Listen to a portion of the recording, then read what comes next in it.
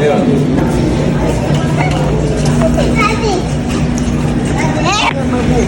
Ito gusto lang yun. Bili kayo isa. Ayun na nga. May nakakita. May nakakita. Eh, dapat Flavor. sa huli natin kukuhanin niya kasi malulusaw. Pagpapalabas na tayo, tsaka natin kukuhanin. Tapos nakalimutan. Tapos nakalimutan. Eh, pwede na. Eh, malulusaw eh. Eh, ganun din eh. Ice cream yun eh, di ba? Oo, malulusaw. Mamaya pagbalik. Ay, kunin mo muna tamang picture. Hindi ko rin mo. Mango? May mango pa po. Ayun. Lamig. Korean. Ayun na.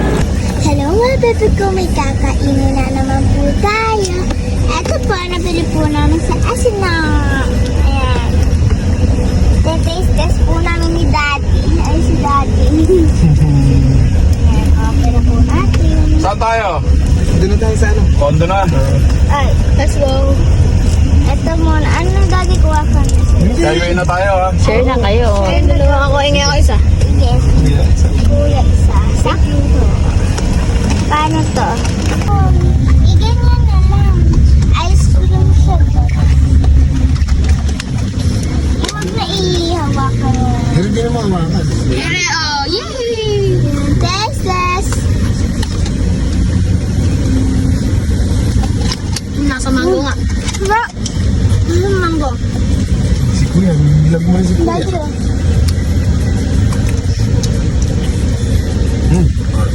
Wala sa mango talaga. Masarap. Ice cream talaga. Parang hindi siya ice cream. First time ko lang uli. Ay, first time ko lang ito makatingin. Alin? Yeah? Opo. Talaga? Kuya, sarap-sarap si Kuya. Kuya. Ano Kuya? Eh mo, kung hindi ka nag-isip, kung hindi tayo nag-isip pupunta ng MOA, o pupuntahan mo ba yung SNR? Panood ko lang po kay Heidi. Natumikman mo rin. Meron pa. Dito lang ang flavor. Peach, tapos mango, tsaka lemon. Yun lang. Tatlo lang. Pinili namin mango kasi may lilit kami sa mango. Sarap. Sarap ba? Halata nga niya. Halata nga masarap eh. Nauubos na eh. Nauubos na eh.